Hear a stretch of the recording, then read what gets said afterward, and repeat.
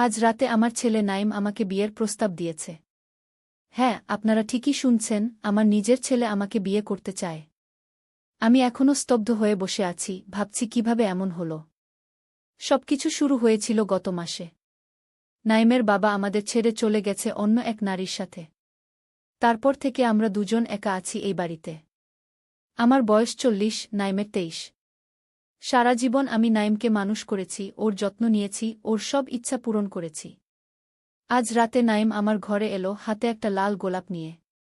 মা, তোমার জন্য কি? ও ফুলটা আমার দিকে এগিয়ে দিল। আমি ফুলটা নিয়ে হাসলাম। এটা কিসের জন্য রে? নাইম আমার বিছানায় বসল। মা, আজ তোমাকে একটা কথা বলতে চাই। আমি ওর পাশে বসলাম। কি কথা? নাইম আমার চোখের দিকে তাকাল। মা, আমি তোমাকে বিয়ে করতে চাই। আমি হেসে উঠলাম। কি যে তুই বলিস? মা, ছেলে কি কখনো বিয়ে করে? কিন্তু নাইমের মুখ দেখে আমি বুঝলাম ও ঠাট্টা করছে না। আমি হাসা বন্ধ করলাম। নাইম, এসব কি বলছিস তুই? নাইম আমার হাত ধরে নিল। মা, আমি জানি এটা অস্বাভাবিক। কিন্তু আমি তোমাকে ভালোবাসি। শুধু মা হিসেবে নয়, একজন নারী হিসেবে। বাবা চলে যাওয়ার পর তুমি একা। আমিও একা। আমরা দুজন ছাড়া আর কে আছে আমাদের? আমি তোমাকে সুখী করতে চাই মা, আমি তোমাকে আমার স্ত্রী করতে চাই। আমি হাত ছাড়িয়ে নিলাম। নাইম, তুই কি বলছিস? আমি তোর মা। এটা কত বড় পাপ। নাইম আমার কাছে এগিয়ে এলো। মা, আমরা এই শহর ছেড়ে যাব। আমরা বিদেশে চলে যাব। সেখানে কেউ আমাদের চিনবে না। আমরা স্বামী স্ত্রী হিসেবে থাকব। আমি উঠে দাঁড়ালাম। নাইম, তুই আমার ছেলে। আমি তোকে জন্ম দিয়েছি। এটা কত বড় পাপ। নাইম আমার কাছে এসে দাঁড়াল। মা, আমি জানি এটা অস্বাভাবিক। কিন্তু আমি তোমাকে ভালোবাসি। আর আমি জানি তুমিও আমাকে ভালোবাসো।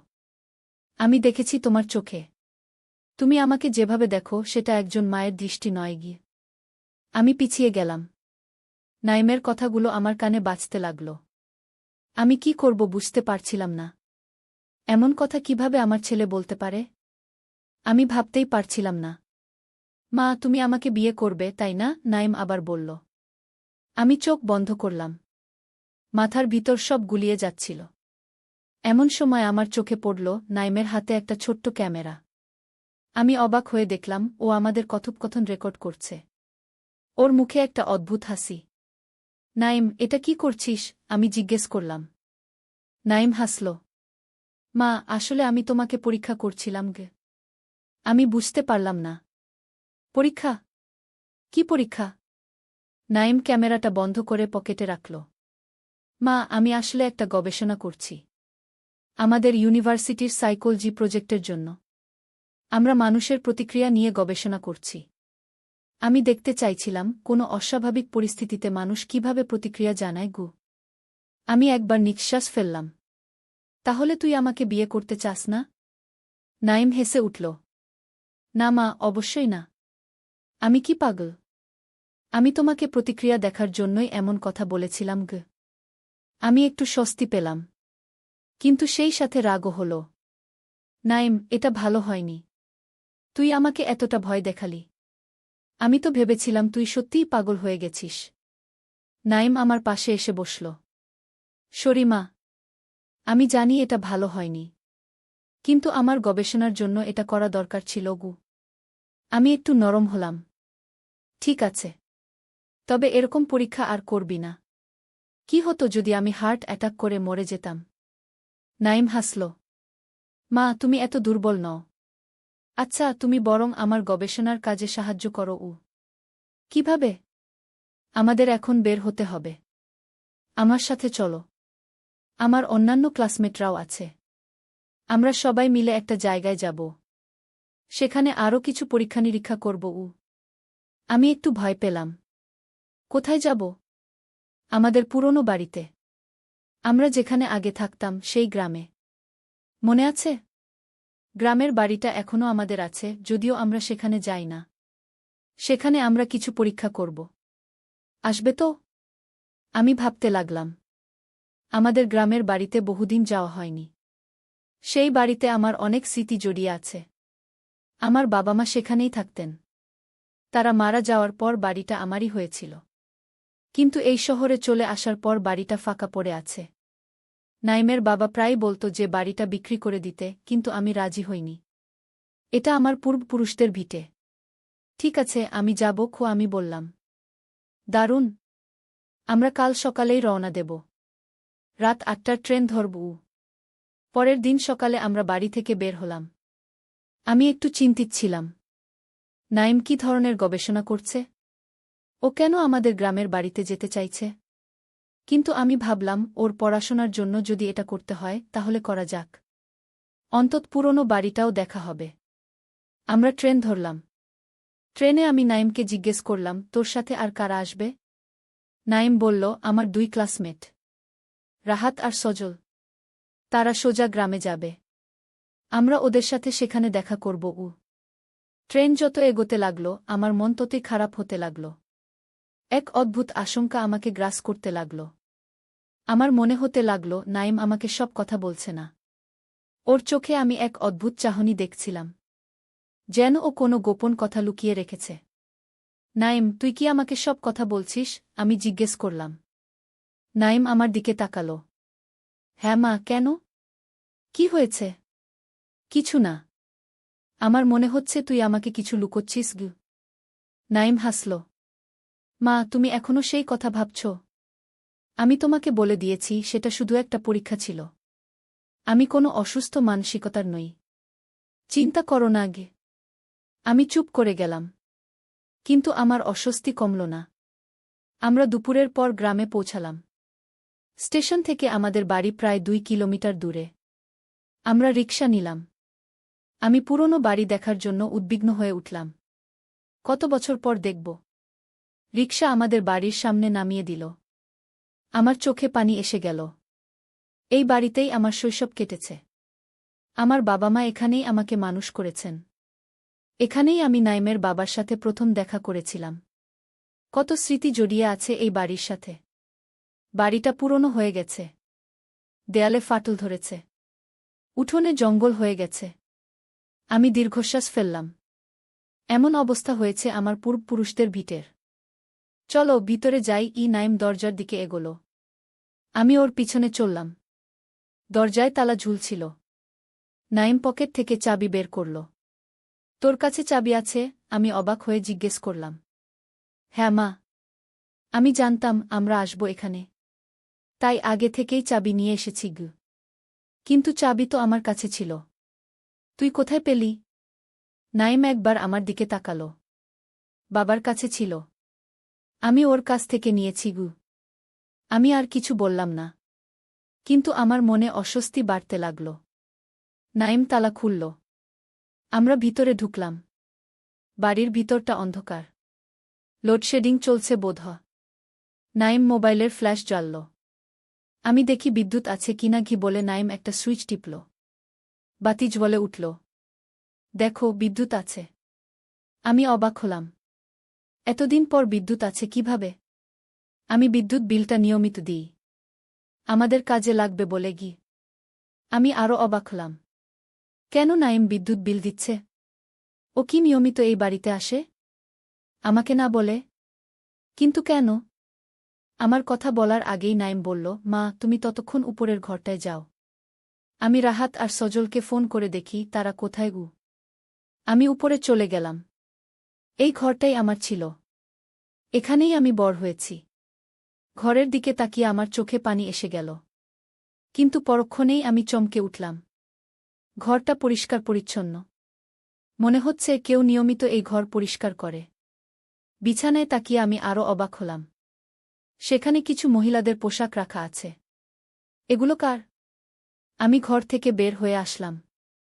নিচে নেমে দেখলাম নাইম কারো সাথে ফোনে কথা বলছে। হ্যাঁ, মা এসেছে আমার সাথে।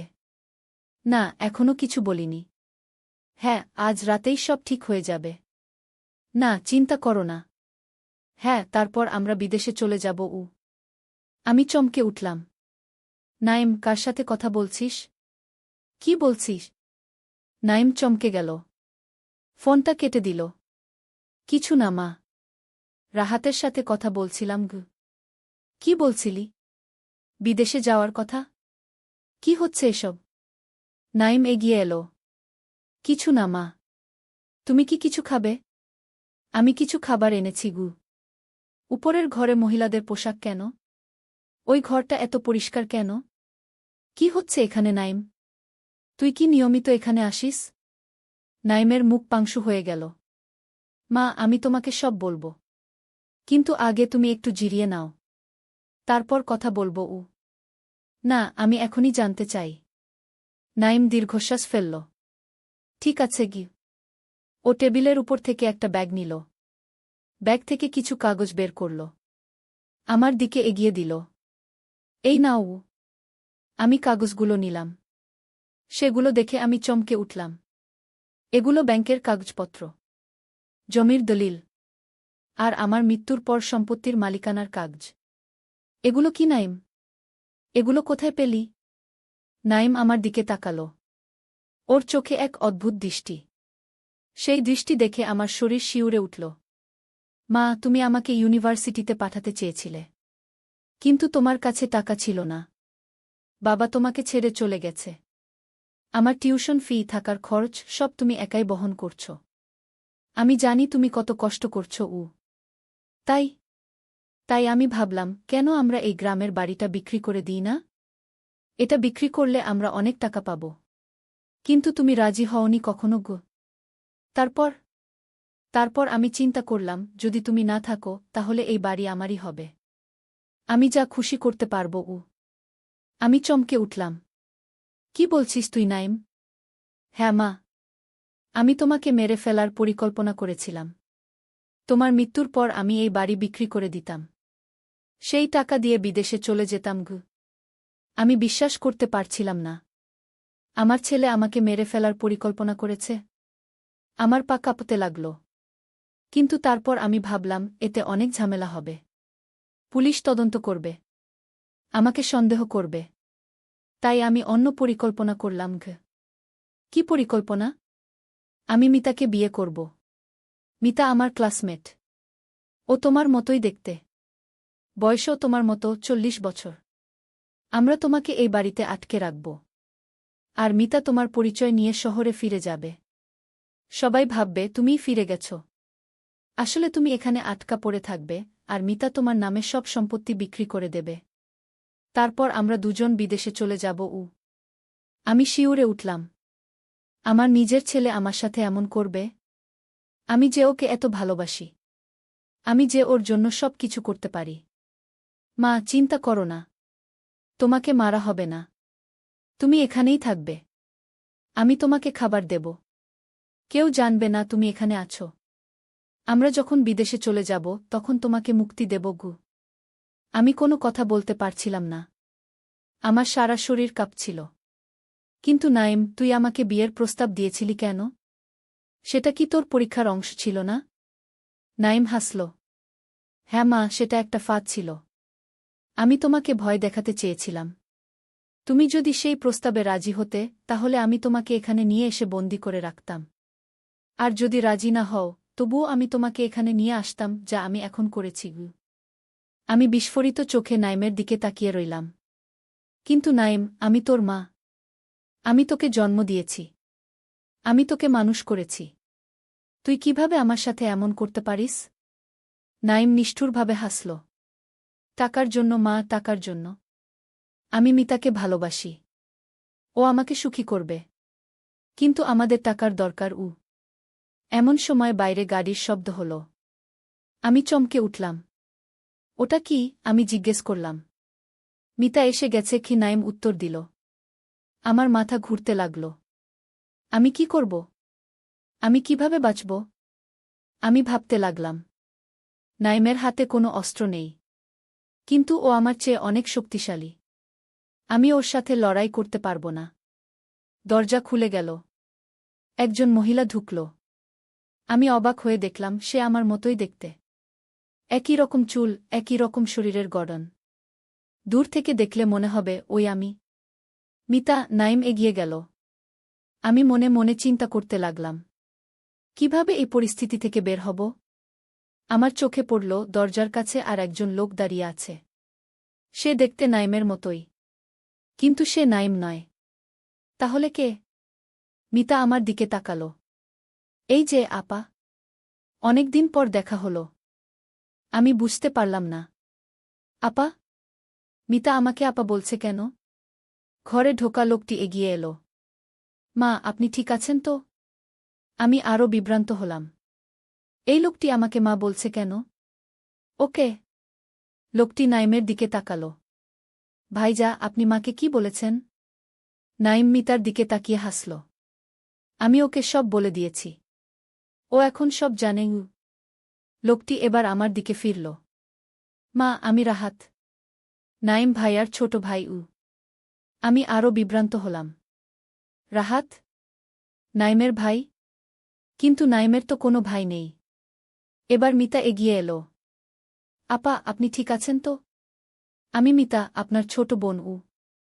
আমি কিছুই বুঝতে পারছিলাম না। আমার কোনো বোন নেই। আমি একমাত্র সন্তান। আমার বাবা মার আর কোনো সন্তান ছিল না। তাহলে এই মেয়েটি আমাকে বোন বলছে কেন? এসব কি হচ্ছে? তোমরা কারা? কি চাও তোমরা? মিতা আমার হাত ধরল। আপা, আপনি কিছুই মনে করতে পারছেন না? আপনি আমাদের চিনতে পারছেন না? আমি হাত ছাড়িয়ে নিলাম। তোমরা কে? নাইম, এই লোকগুলো কারা? নাইম এবার অন্য একজনের দিকে তাকাল, যিনি এতক্ষণ দরজার বাইরে দাঁড়িয়েছিলেন। ডাক্তার সাহেব, আপনি ভিতরে আসুন। একজন মধ্যবয়সী ভদ্রলোক ঘরে ঢুকলেন। তার হাতে একটা ব্যাগ।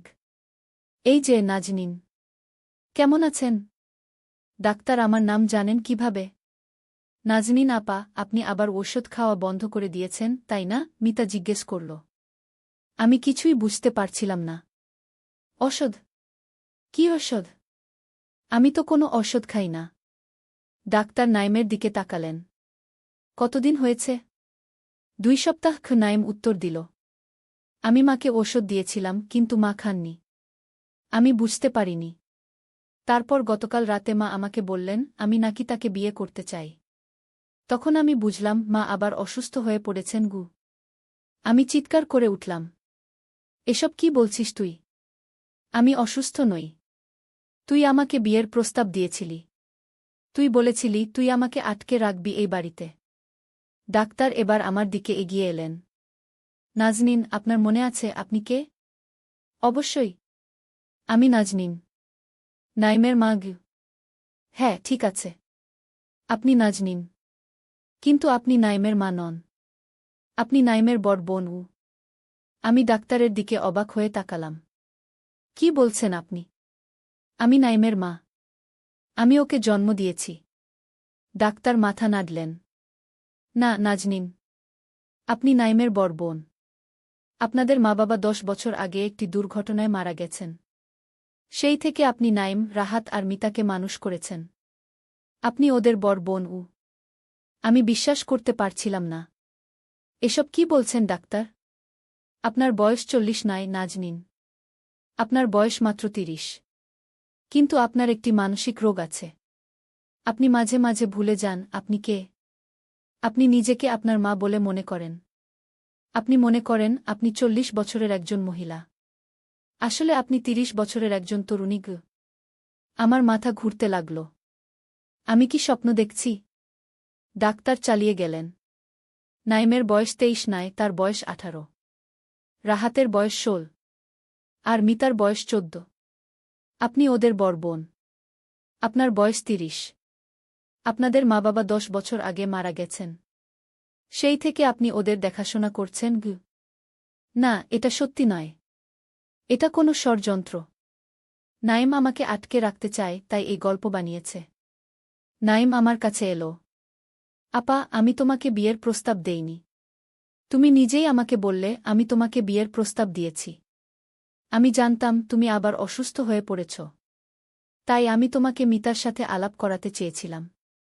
মিতা তোমাকে দেখে সবসময় বলে তুমি এক্কেবারে আমাদের মায়ের মতো দেখতে।